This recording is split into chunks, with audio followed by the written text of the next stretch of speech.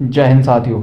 Finally लंबे समय से चल रहे सेम सेक्स मैरिज के विवाद को लेकर सुप्रीम कोर्ट का बड़ा फैसला आ चुका है। सुप्रीम कोर्ट ने सेम सेक्स मैरिज को मान्यता देने से इनकार कर दिया और कहा है कि शादी करने का कोई भी फंडामेंटल राइट्स नहीं है। और इसी के साथ सुप्रीम कोर्ट ने स्पेशल मैरिज एक्ट में किसी भी प्रकार का कोई बदलाव करने से साफ मना कर दिया है। सुप्रीम कोर्ट ने कहा है कि इसमें बदलाव करने का अधिकार केवल विधायिका का है। यह डिसीजन सुप्रीम कोर्ट की संविधान पीठ, जिसमें 5 जजेस थे, उसने 3-2 से यह फैसला सुनाया है। इसका मतलब यह है कि इन 5 जजों में से 3 जजों ने समलैंगिक विवाह को कानूनी मान्यता प्राप्त करने के विपक्ष में वोट दिया, जबकि 2 जजेस का मानना था कि समलैंगिक विवाह को कानूनी मान्यता मिल जानी चाहिए। अब सुप्रीम कोर्ट का डिसीजन कैसा था, सुप्रीम कोर्ट ने सरकार को क्या क्या दिशा निर्देश दिए, वे सभी एस्पेक्ट मैं आपको बाद में बताऊंगा। बट अब हम डिस्कस करेंगे कि जो भारत में सेम सेक्स मैरिज केस है, इसका एवोल्यूशन भारत में कैसे हुआ। पहले एक बात समझिए, basically 2 gender male and female के बारे में आप जानते हैं। मैक्सिमम लोग इन्हीं कैटेगरी में आते हैं, लेकिन इनसे भी कुछ अलग नेचर के पर्सन्स होते हैं जिन्हें उनकी सेक्सुअल नीड्स के अनुसार अलग ग्रुप्स में रखा जाता है। आम बोलचाल में इन्हें LGBTQIA+ कैटेगरी में रखा जाता है, जिसमें L means lesbian, G means gay, V means bisexual, T means transgender, Q means queer, I means intersexuals and A means asexual है। और इनकी संख्या भारत में 2012 के अनुसार 0.2% है। यह वर्तमान जो सेम सेक्स मैरिज का मुद्दा है, वह इसी कैटेगरी के लोगों का है, जिसके बारे में मैं आपको आगे बताऊंगा। अब थोड़ा इतिहास में चलते हैं और देखते हैं। बात है साल 1987 में, जब मध्य प्रदेश पुलिस विभाग में कार्यरत 2 महिलाओं ने एक दूसरे से विवाह कर लिया था। उनके नाम लीला नामदेव और उर्मिला श्रीवास्तव थे। पुलिस विभाग ने उन्हें नौकरी से निष्कासित कर दिया और इस घटना के बाद भारतीय न्यूज़पेपर्स ने ऐसी घटनाओं पर ध्यान देना शुरू किया। उसके बाद इन सब लोगों ने मिलकर अपना एक ग्रुप बनाना शुरू कर दिया और अपने अधिकारों के लिए मांग करने लगे। उसी बीच साल 1994 में कानूनी तौर पर LGBTQ+ कम्युनिटी के लोगों को कानूनी तौर पर वोटिंग का राइट्स मिल गया था। इसी बीच एक खबर निकल कर आती है कि साल 1992 से 2000 के बीच कुल 15 समलैंगिक जोड़ों ने एक साथ आत्महत्या कर ली है। इसमें से 13 महिला जोड़े हैं और 2 पुरुष जोड़े हैं। कारण बस एक था कि इनके परिवार ने इनका विवाह किसी और से, यानी कि नेचुरल तरीके से करवाना चाहा था। ऐसी घटनाओं को देखकर इन कम्युनिटी के लोग और नज़दीक हो गए और अपने अधिकारों के लिए उन्होंने मांग तेज करनी शुरू कर दी। फिर बात है जुलाई 2001 में, जब IPC की धारा 377 के तहत आरोप लगाने के लिए लखनऊ पुलिस ने पार्क पर धावा मारा और समलैंगिक होने के संदेह में कुछ लोगों को हिरासत में ले लिया।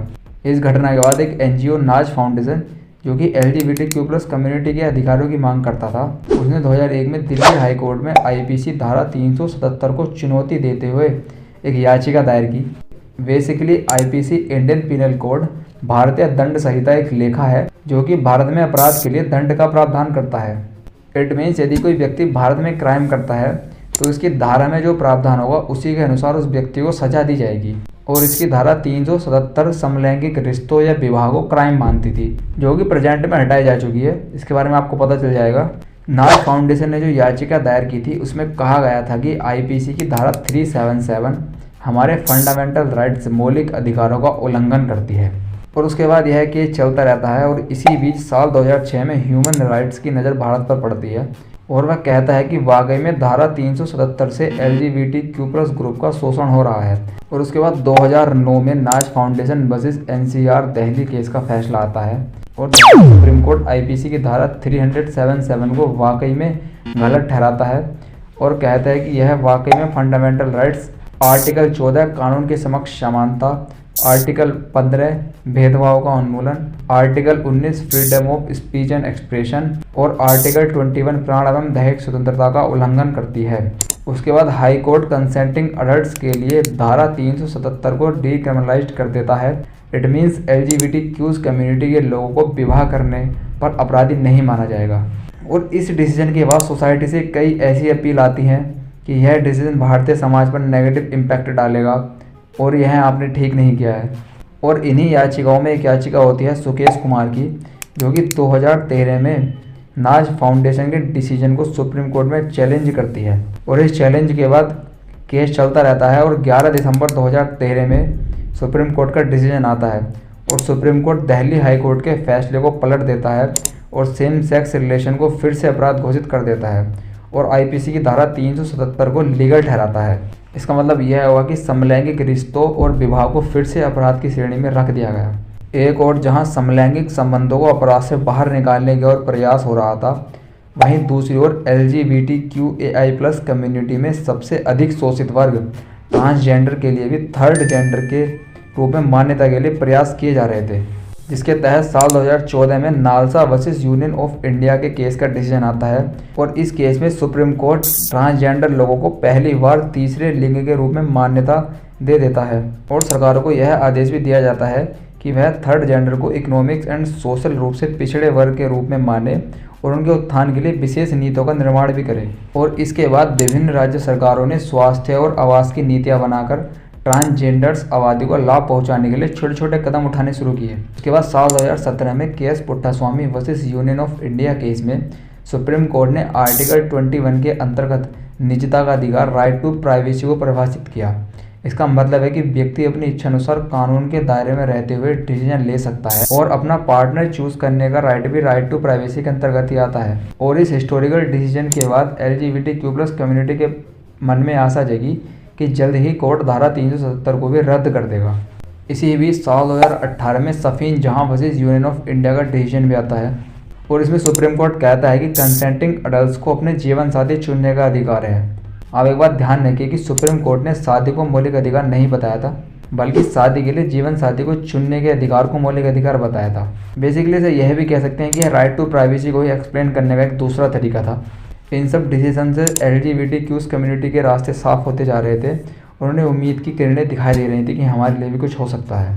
तभी सुप्रीम कोर्ट 6 अप्रैल 2018 को Navtej Johar versus union of India case में सुरेश कुमार केस 2013 के डिसीजन को पलट देता है और कहता है कि धारा 377 असंवैधानिक है और समलैंगिक रिलेशन को अपराध की दृष्टि से बाहर रखा जाता है। फाइनली नवतेज जौहर केस से यह तय हो चुका था कि सेम सेक्स मैरिज अपराध नहीं है और इसी केस के डिसीजन से जो प्रेजेंट केस है उसका बैकग्राउंड भी तैयार होता है। तो आइए अब समझते हैं कि प्रेजेंट कंडीशन क्या है।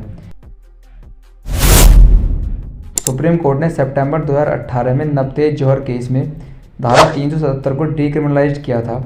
इसके बाद LGBTQ+ कम्युनिटी ने सेम सेक्स मैरिज को लीगलाइज यानी कि कानूनी मान्यता देने की मांग उठाई। एक बात ध्यान से समझिए कि भारतीय नियमों के अनुसार मैरिज को मान्यता के लिए कानून जरूरी है। यदि भारत में सेम धर्म के व्यक्ति विवाह करते हैं तो उनके लिए धार्मिक विवाह नियम है, जैसे हिंदू, जैन और बौद्ध के लिए हिंदू मैरिज एक्ट 1955 और मुस्लिम विवाह के लिए मुस्लिम पर्सनल लॉ, ईसाई विवाह के लिए ईसाई विवाह अधिनियम और पारसी के लिए पारसी विवाह अधिनियम और सिखों के लिए आनंद विवाह अधिनियम 2012 है।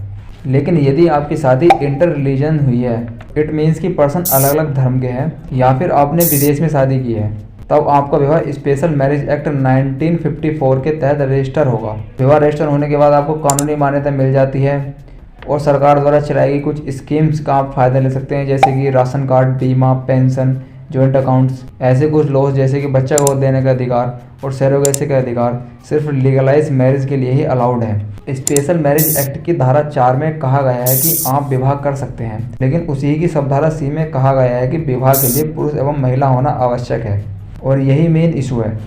इसी के चलते नवंबर 2022 में 2 लोगों ने स्पेशल मैरिज एक्ट के तहत सेम सेक्स मैरिज को मान्यता के लिए सुप्रीम कोर्ट का रुख किया और उन्होंने याचिका दायर की और उसमें कहा गया कि इससे हमारे 3 मौलिक अधिकार आर्टिकल 14 समानता का अधिकार, आर्टिकल 19 स्पीच एंड एक्सप्रेशन का अधिकार और आर्टिकल 21 जीवन जीने के अधिकार का उल्लंघन होता है। और उन्होंने यह भी कहा कि स्पेशल मैरिज एक्ट की धारा 4 में परिवर्तन कर दीजिए और हम लोगों के विवाह को लीगलाइज कर दीजिए ताकि हम लोग भी विवाह की कानूनी मान्यता का लाभ उठा सकें। उसके बाद नवंबर 2022 में सुप्रीम कोर्ट ने सरकार को नोटिस जारी किया और सरकार का पक्ष पूछा। सरकार ने समलैंगिक शादियों को मान्यता देने के विचार करने वाली याचिकाओं का विरोध किया। सरकार का तर्क है कि सुप्रीम कोर्ट इस पर सुनवाई न करे और सरकार ने कहा कि विवाह को मान्यता देना अनिवार्य रूप से विधायी कार्य है, जिस पर अदालतों को फैसला करने से बचना चाहिए। सरकार का यह कहना है कि यह शहरी एलिट क्लास का मुद्दा है, अभी भारतीय समाज इसे मान्यता देने के लिए सहमत नहीं होगा। इसके बाद 16 अप्रैल 2023 को सुप्रीम कोर्ट ने सुनवाई के लिए 5 जजों वाली बेंच का गठन किया और इस बेंच ने 18 अप्रैल 2023 से सुनवाई शुरू की। सभी सुनवाई होने के बाद सुप्रीम कोर्ट ने 11 मई को फैसला निकालकर सुरक्षित कर लिया और फाइनली 18 अक्टूबर को यह फैसला सुनाया गया। सो हम देखेंगे कि सुप्रीम कोर्ट ने इस मुद्दे को लेकर क्या डिसीजन दिया है। सुप्रीम कोर्ट ने 3-2 से सेम सेक्स मैरिज को मान्यता देने से इनकार कर दिया है। सुप्रीम कोर्ट ने कहा है कि स्पेशल मैरिज एक्ट में हम बदलाव नहीं कर सकते हैं और कहा है कि भारत में कानून बनाने की जिम्मेदारी लेजिस्लेटिव की है। सुप्रीम कोर्ट का कार्य कानून की जांच करना है कि वह संविधान के खिलाफ न हो। साथ ही सुप्रीम कोर्ट ने कहा है कि शादी कोई मूल अधिकार नहीं है। बेसिकली भारतीय संविधान में भाग 3 में आर्टिकल 12 से लेकर 35 तक मूल अधिकारों की चर्चा की गई है। मूल अधिकार वे अधिकार हैं जो भारत में प्रत्येक व्यक्ति को समान रूप से मिलेंगे। यह न मिलने पर वह व्यक्ति डायरेक्ट सुप्रीम कोर्ट या हाई कोर्ट में याचिका दायर कर सकता है कि हमारे अधिकारों का उल्लंघन हुआ है, कृपया हमें जस्टिस दीजिए। बेसिकली डिसीजन में ये 2 फैसले ऐसे थे जिसमें सभी जजों ने अपनी सहमति प्रकट की है और इन्हीं के आधार पर ही सेम सेक्स मैरिज को लीगलाइज का दर्जा नहीं मिल पाया है। इसके साथ साथ सुप्रीम कोर्ट ने सरकारों को कुछ दिशा निर्देश दिए हैं जो कि कुछ इस प्रकार हैं। CJI ने कहा है कि राज्य और केंद्र सरकार इस बात पर ध्यान रखे कि समलैंगिक समुदाय के लोगों को किसी भी प्रकार का भेदभाव न सहना पड़े। CJI ने सेंट्रल एंड स्टेट गवर्नमेंट को निर्देश दिया है कि सामाजिक भेदभाव न हो और पुलिस उन्हें परेशान न करे, इसके लिए कानून का निर्माण करा जाए।